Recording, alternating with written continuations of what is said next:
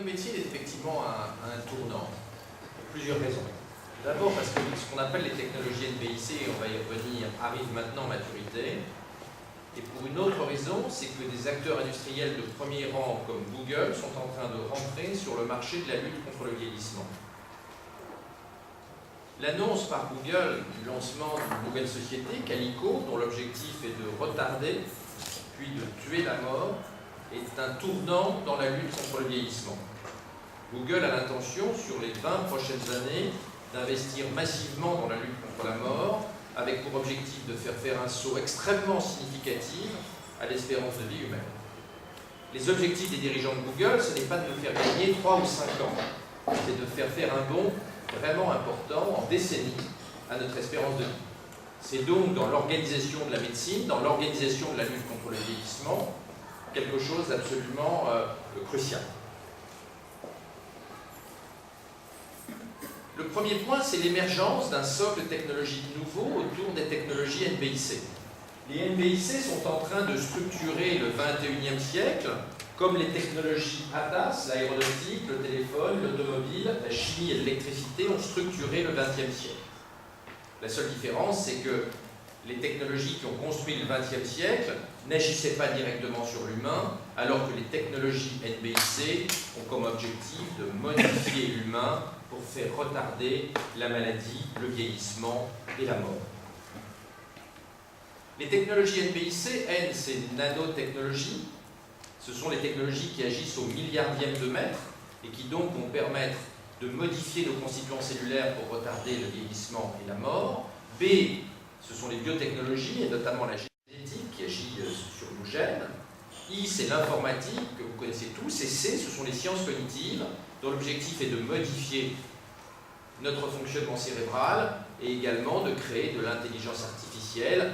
Et il ne vous a pas échappé que la première concrétisation concrète, si j'ose dire, de l'intelligence artificielle sur Terre, c'est Google. Google étant le premier embryon d'intelligence artificielle à notre disposition. Et il est significatif de voir Google, embryon d'intelligence artificielle, rentrer sur le terrain de la lutte contre le vieillissement. Toutes ces technologies vont nous permettre d'agir sur l'organisation de nos cellules pour les réparer, les régénérer et donc retarder ce qui était considéré jusqu'à présent comme inéluctable, notre mort. Tout ceci ne serait pas possible sans l'explosion de nos capacités de traitement informatique.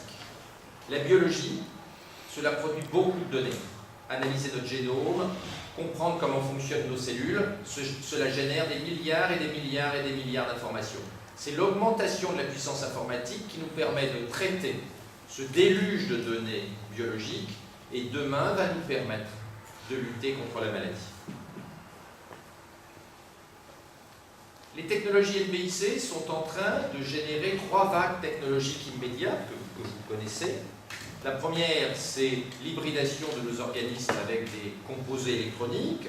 Ça a commencé avec les pacemakers dans les années 70, puis les implants cochléaires, c'est-à-dire des processeurs branchés sur le cerveau des enfants sourds, à partir des années 90-95, puis les implants dans le cerveau chez les parkinsoniens, qui se développent aujourd'hui très rapidement, les implants pour les troubles obsessionnels graves, les troubles psychiatriques graves, à titre expérimental aujourd'hui dans l'Alzheimer, puis depuis un an les premières rétines artificielles pour les gens aveugles, les cœurs artificiels dont les premiers vont être implantés dans les mois qui viennent. La deuxième vague technologique, c'est l'ingénierie du vivant, c'est les technologies qui permettent de modifier l'ADN, les technologies d'ingénierie cellulaire, c'est-à-dire les cellules souches qui permettent de régénérer nos tissus grâce à des cellules jadis embryonnaires et maintenant cellules souches dites iPS que l'on fabrique à partir de fibroblastes de notre peau que l'on rééduque, et puis l'ingénierie tissulaire qui consiste à fabriquer des organes entiers à partir d'un mélange de cellules souches et de matrices de polymères. Le premier organe artificiel produit et implanté chez l'homme l'a été en 2011. Il s'agissait d'un larynx qui a été fait à partir de plastique et de cellules souches pour reconstituer un larynx chez un malade qui avait perdu son larynx. Cette ingénierie du vivant, elle est spectaculaire. Nature avait fait il n'y a pas très longtemps sa couverture sur la première fois où on a réussi à fabriquer en éprouvette une rétine entière. Elles vont permettre, ces technologies, progressivement de régénérer nos tissus, de fabriquer des organes entiers, des foies, des reins, quand ceux-ci sont malades, tout ceci à l'échéance d'une dizaine ou d'une quinzaine d'années. Ça, c'est la représentation schématique d'une enzyme qui permet de couper l'ADN à un endroit spécifique parmi les 3 milliards de messagers chimiques que constituent nos chromosomes et de remplacer les fautes de frappe qu'il y a dans notre ADN de manière à corriger les gènes qui sont mutés. À l'horizon 2020-2025, il sera quasiment aussi facile de changer une base chimique de notre ADN par ces technologies qu'il est aujourd'hui facile de changer une lettre dans un texte grâce au logiciel Word. Troisième vague technologique, c'est la nanomédecine. Ce sont donc l'utilisation des nanotechnologies à des visées médicales. On sait fabriquer des implants de plus en plus petits. On sait fabriquer des moteurs à l'échelle de 3 milliardièmes de mètres, comme ça a été fait à Singapour par Joachim, ce qui a fait là encore la couverture de Nature. Demain, nous utiliserons des nanomoteurs dotés d'une autonomie énergétique pour réparer nos cellules, pour réparer les constituants de nos cellules qui sont abîmées, là encore pour lutter contre le vieillissement. La nanomédecine est quelque chose de récent. Le premier congrès de nanomédecine a eu lieu en 2012. La nanomédecine va se déployer sur plusieurs décennies. C'est une affaire qui va nous occuper tout le XXIe siècle. Philippe a essayé de représenter sur un schéma toutes les implications médicales de l'utilisation des nanobiotechnologies dans les 50 à 60 prochaines années. C'est effectivement absolument vertigineux. Des vagues technologiques ultérieures vont arriver, c'est-à-dire au-delà de 2020-2025. Les 3 vagues dont j'ai parlé sont déjà en cours de déploiement. Alors, d'agir sur la télomérase, mais c'est très compliqué parce que de modifier nos télomères pourrait augmenter significativement notre espérance de vie, mais il y a un risque d'augmentation du cancer, donc il faut parfaitement maîtriser les médicaments et les traitements anticancéreux pour utiliser ce type de thérapeutique. Des modifications du plasma, mais qui vont nécessiter une modélisation complexe, vont arriver, c'est le sujet dont a parlé Miroslav tout à l'heure, avec la lutte contre le vieillissement des protéines, et puis des modifications de l'épigénétique et des histones, c'est-à-dire des protéines et des constituants qui entourent notre ADN vont nous permettre également de lutter contre le vieillissement, probablement entre 2025 et 2035. Vous voyez que c'est un peu décalé par rapport aux technologies dont j'ai parlé tout à l'heure. Cette accélération des sciences de la vie, cette accélération des biotechnologies, cette accélération de la lutte contre le vieillissement, et l'entrée de Google est très significative de ce mouvement. Google ne rentrerait pas sur ce marché si nous n'étions pas à un tournant de l'histoire de la médecine. On ne l'a pas vu venir. On ne l'a pas vu venir parce que, enfin, en tout cas la société civile ne l'a pas vu venir, parce que jusqu'à présent, on était à une phase où on essayait de comprendre notre fonctionnement biologique, mais on n'avait pas encore les outils pour bricoler, modifier notre fonctionnement biologique. Et la démocratisation de ces outils permettant de bricoler notre nature biologique, de bricoler le vivant, va arriver maintenant à partir de 2015. C'est la première vague technologique, les 3 premières vagues technologiques dont je vous ai parlé. Et puis l'autre raison, c'est que les scientifiques et les médecins eux-mêmes n'ont pas prévu ça. J'aime à raconter que Jacques Monod, qui est l'inventeur de la biologie moléculaire et le prix Nobel de médecine, a écrit en 70 « La taille de l'ADN interdit sans doute à tout jamais de modifier le génome ». Dès 1975-76, on faisait les premières manipulations génétiques sur la bactérie, c'était 6 ans plus tard. Et puis en 1990, les généticiens du monde entier étaient arrivés à l'idée que l'analyse des 3 milliards de bases ADN de nos chromosomes était impossible. Certains iconoclastes considéraient qu'il faudrait 3 à 5 siècles pour le faire. Aujourd'hui, moi j'ai mon séquençage ADN sur cette clé USB et vous serez tous séquencés ici. On est donc passé, il y a 23 ans, d'une prévision, c'est impossible à tout jamais, à quelque chose qui est aujourd'hui possible et quelque chose qui va devenir une réalité pour tout le monde. Vous voyez qu'en 25 ans, on est passé d'une impossibilité à une phase de démocratisation d'une technologie. Nous sommes dans une phase d'accélération de la lutte contre le vieillissement. La raison principale qui a fait qu'on n'a pas vu arriver la révolution biologique, et notamment la démocratisation du séquençage, c'est que les technosciences, les technologies NPIC, elles sont, on appelle ça en économie scalable, c'est-à-dire qu'elles sont exponentielles. Elles n'ont pas un déroulé linéaire, elles ont un développement exponentiel. Et les lois qui modélisent le développement des NPIC médicales, ce sont des lois qui sont toutes des lois exponentielles, ce sont des lois explosives, comme un tsunami. Et donc, on regarde la vaguelette à l'horizon qui ne fait que quelques centimètres de haut et tout d'un coup, ça devient un gigantesque mur d'eau. Nous sommes face à un mécanisme de même nature en matière de technomédecine. L'explosion de nos capacités bioinformatiques est tout à fait cruciale dans notre capacité demain à lutter contre le vieillissement. Si vous regardez la croissance de nos capacités de calcul informatique, le premier ordinateur kiloflop, c'est-à-dire réalisant 1000 opérations par seconde, c'est 1950, 1 million d'opérations par seconde, c'est 64, 1 milliard, c'est 86, 1000 milliards, 98, 1 million de milliards, 2007. Le plus gros ordinateur au monde fait 33 millions de milliards d'opérations par seconde, et l'hexaflop, 1 milliard de milliards d'opérations par seconde, va être atteint en 2018. Intel estime que le zetaflop, 1000 milliards de milliards, sera atteint en 2029. Ces seuils de puissance sont très importants. Un teraflop, 1000 milliards d'opérations par seconde, c'est le minimum qu'il faut pour analyser notre ADN. Et en 1990, cette puissance n'existait pas, c'est la raison pour laquelle les généticiens pensaient que l'on ne pourrait pas séquencer notre ADN. Donc, notre fonctionnement biologique est extrêmement complexe, mais les outils NBIC et l'explosion de notre puissance informatique va nous permettre de comprendre, puis de modifier notre nature biologique pour lutter avec des outils de plus en plus puissants contre la maladie et le vieillissement. Vous voyez, en 1997-98, pour avoir un teraflop de puissance informatique, c'est-à-dire 1000 milliards d'opérations par seconde, il fallait une usine avec 10 000 ordinateurs. Très exactement 9298. C'était il y a 16 ans. Aujourd'hui, un teraflop, c'est ce que fait la dernière puce d'Intel, Night Corner. Ça tient dans le creux de la main et ça pèse quelques grammes. C'est là l'origine de l'accélération des biotechnologies.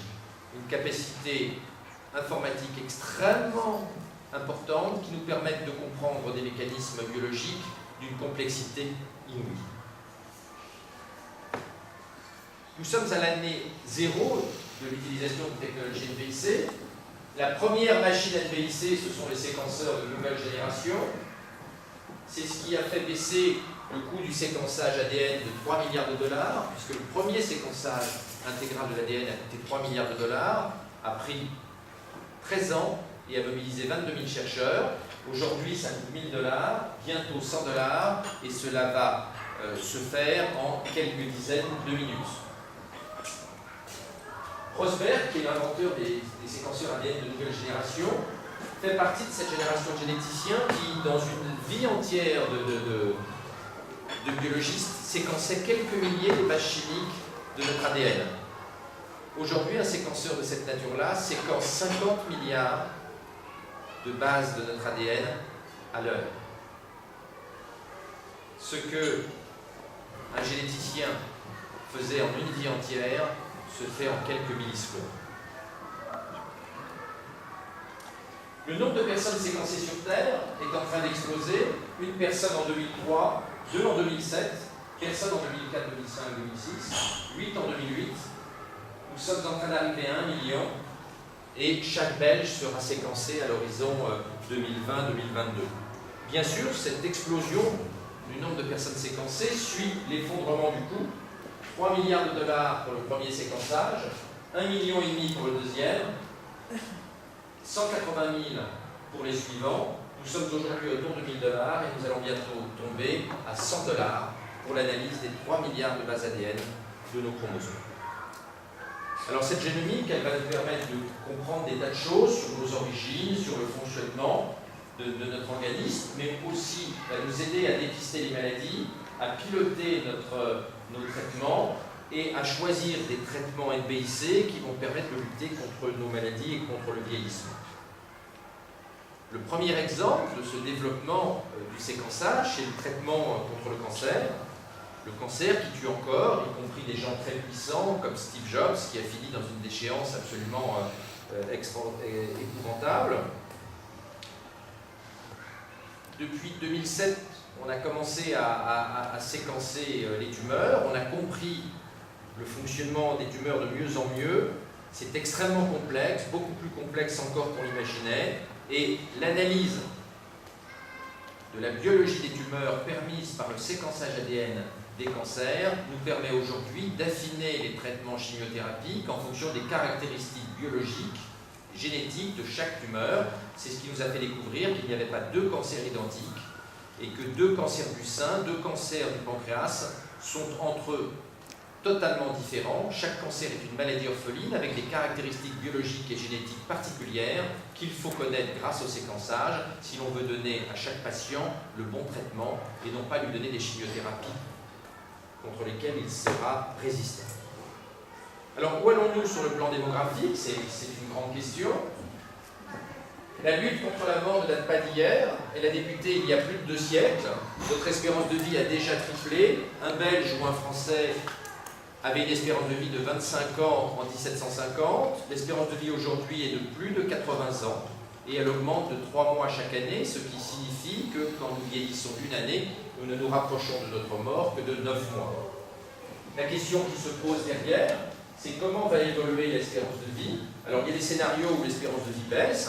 Les écologistes notamment pensent que la pollution, les OGM, etc. vont faire baisser l'espérance de vie. De mon point de vue, il est beaucoup plus probable que les technologies dont nous venons parler vont permettre à l'espérance de vie de croître encore plus vite qu'aujourd'hui, c'est-à-dire de plus de 3 mois par an, et que la courbe rouge d'explosion de notre espérance de vie dès le XXIe siècle est la plus probable. Bien sûr, l'utilisation des nano-biotechnologies, des NBIC à des fins médicales, ne va pas être un long fleuve tranquille. De grands problèmes éthiques, économiques, politiques, philosophiques vont apparaître. Ces technologies permettent également de séquencer les fœtus, et vous savez que nous avons un agenda éthique important, puisqu'on va pouvoir connaître la totalité de l'ADN des fœtus sans même faire d'amniosynthèse, c'est-à-dire sans faire prendre aucun risque à la maman de façon extrêmement précoce pendant la grossesse. Que vont décider les parents? Est-ce que les parents ne vont pas vouloir fabriquer des bébés parfaits, des bébés à la carte? Il y a des enjeux éthiques importants engendrés par ces technologies-là. Ça préoccupe beaucoup les Américains. Faut-il et que faut-il faire du séquençage des fœtus et des enfants? Que faut-il connaître de nos prédispositions? Nous allons devoir, dans les années qui viennent, réfléchir à ces questions. Plus troublant, pour les humanistes sociodémocrates européens, certains pays, comme la Chine, s'intéressent beaucoup à la génétique de l'intelligence. Ce jeune homme qui a publié son premier article dans Nature à 15 ans a été chargé par l'État chinois de séquencer plusieurs milliers de surdoués intellectuels sur Terre, de manière à retrouver les variants génétiques qui expliquent l'intelligence, avec un objectif à moyen terme qui est de participer à l'augmentation du quotient intellectuel moyen des Chinois grâce aux techniques de diagnostic préimplantatoire et de thérapie génique demain.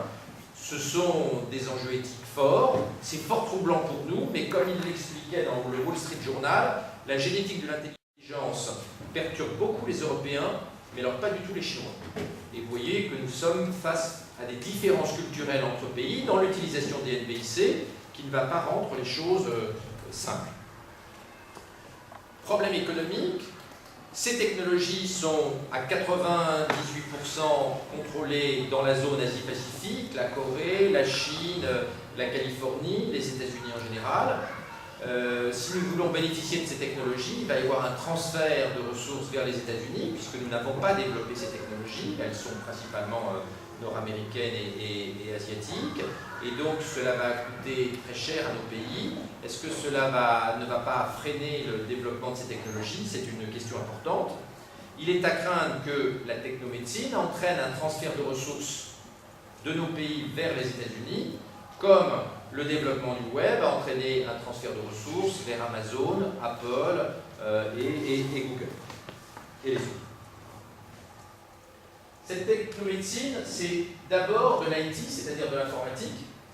C'est beaucoup d'informatique pour comprendre la complexité de nos organismes cellulaires. Dès aujourd'hui, dès les années qui viennent, ce tsunami génomique va conduire à une vraie tempête digitale pour le système de santé. C'est une révolution parce que les médecins ne sont pas habitués à traiter autant de données. L'analyse du génome d'une tumeur, cela produit 10 000 milliards d'informations. Un médecin est au mieux habitué à traiter des données qui tiennent sur une petite feuille Excel. Les médecins ne sont pas habitués à traiter des données aussi importantes, donc on peut penser que ce déluge de données va redistribuer le pouvoir médical au détriment du corps médical, et que de nouveaux acteurs comme Google vont prendre le pouvoir médical à la place des docteurs. Qui sera le Google du gène? Qui va prendre le lead dans ces technologies-là? Qui sera le Google du gène? Peut-être Google. Nos pays devraient commencer à réfléchir à leur positionnement dans ces technologies-là. Ne risquons-nous pas d'être vassalisés à force d'ignorer les technologies NBIC et à force de laisser le monopole de ces technologies-là à des pays qui sont loin de chez nous? La prospérité de nos enfants va dépendre de notre capacité à rattraper notre retard dans les technologies NBIC. Sinon, nous risquons, de ne pas avoir un accès démocratique à ces technologies pour nous, et d'autre part, à avoir un déclin économique accéléré par rapport à celui qui est déjà le nôtre, puisque je vous rappelle que la croissance dans les pays européens est de 0%, alors que le monde n'a jamais eu une croissance aussi forte depuis que l'humanité existe.